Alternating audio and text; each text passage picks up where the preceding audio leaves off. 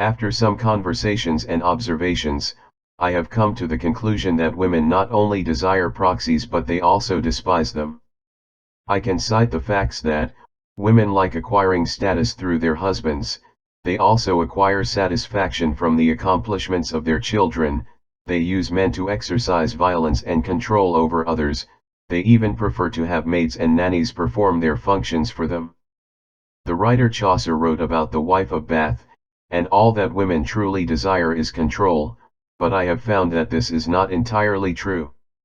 Not only was I recently talking to a woman about the reasons why she no longer liked her husband very much anymore, and why she is starting to like him again, I have also recently seen several women engaging in what can be called caring for their men, rather than controlling them.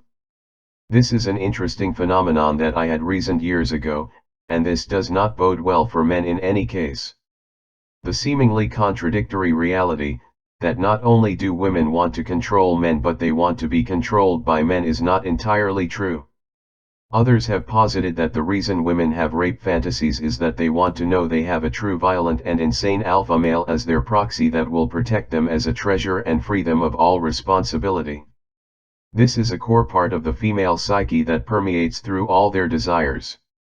Essentially, women want a man that will do everything for them, provide for them, house them, feed them, listen to them, talk to them, pleasure them, pay their bills, protect them, think for them, and pay for others to raise their children, clean their home, even to groom them.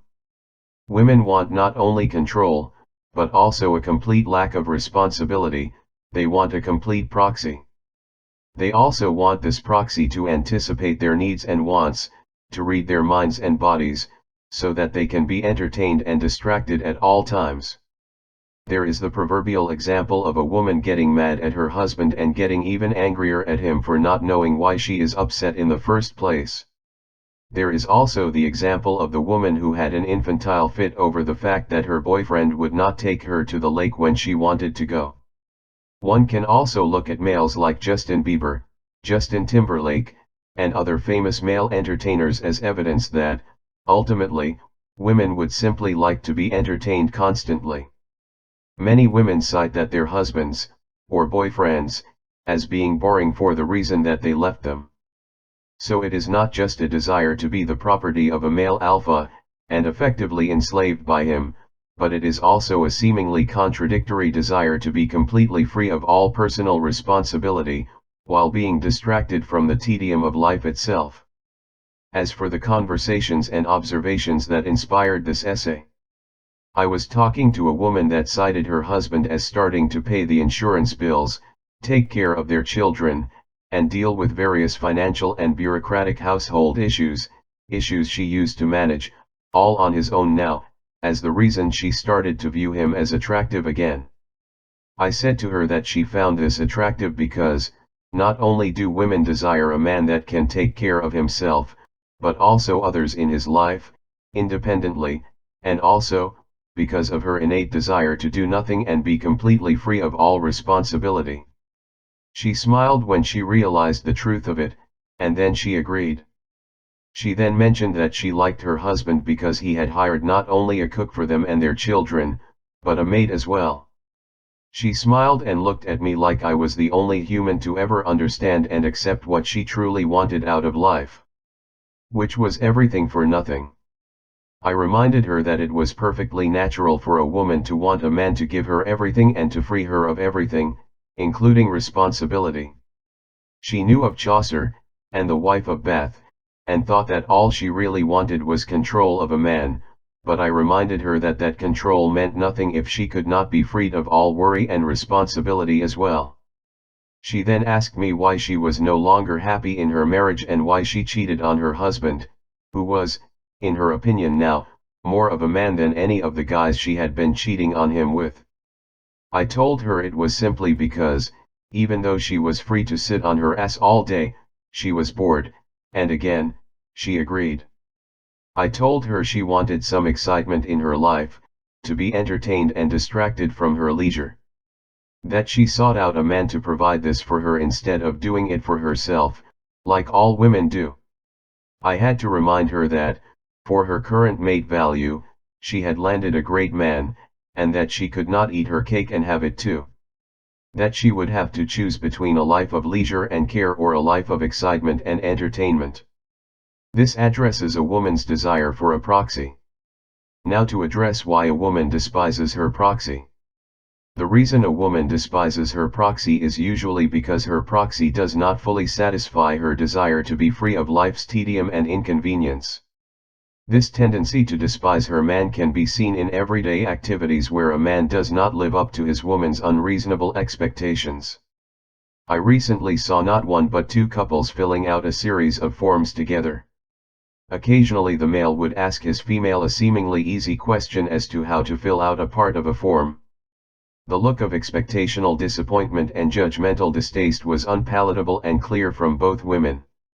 These men's inability to answer simple questions on forms, effectively to take care of their own business, and by extension their women's, was clearly disappointing to the women, and they seemed ashamed that they failed to attract men that was not capable of answering simple questions, thus, not being able to take care of themselves.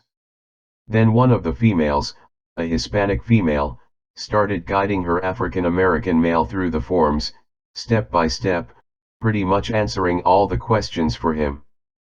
One would think this would be the ideal situation for a woman, a man completely under her control, a total proxy slave, but the wife of Bath was not entirely correct. The other couple, a white couple, had a slightly different interaction. She would continue to answer her man's questions and provide him data, but occasionally, she would ask him a question that was simple and easy to answer, as if she did not know the answer already. This scheme was to reciprocate his help and to make it appear as if he was assisting her too, but the look of disappointment and patronization was obvious and painful. These women looked ashamed to be with these men now, whereas earlier, when I looked upon them, they seemed almost proud to be the only women in the room with men, and to be with the only men in the room that had women. Because women's basest desire is to be completely free of life's tedium and stress, coupled with their expectation that their man be able to provide this to them, their inevitable conclusion is always dissatisfaction with their life and despisement of their man. Women's ambition knows no bounds, because their core desire is to live a life of complete satisfaction, and to have this satisfaction provided to them by their man. Their hunger will never be sated, and thus, they are doomed to the inevitable conclusion of dissatisfaction, and since they will always blame their man for this dissatisfaction, they will always resolve that they could have done better and begin to resent their man. This resentment will eventually grow into spite, and since they blame their proxies for their dissatisfaction, their spite will always be taken out on those closest to them, like their husbands and children. In the best case scenario, they will conclude that either their husband or children, or both, are disappointments, and will leave, and since there is now no fault divorce, there is nothing preventing them from doing just that. Society reinforces this decision by belittling men in the media, telling women they are independent and strong, that it is okay to leave a man that is no longer the man she thought she married, because her vagina entitles her to unabridged happiness. She lives under this delusion, that not only can she always do better, but that she is entitled to better, and that all the joys of life ought to be given to her by a man because she is a woman. And if she failed to attain this happiness, it is only because her husband and her children stripped her of her independence and time, thus she is entitled to alimony as compensation for what she could have done with her life. As if her husband did not also sacrifice the same number of years on her too.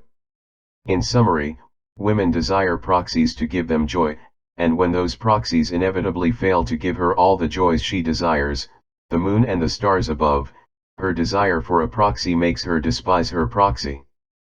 Yours truly, M.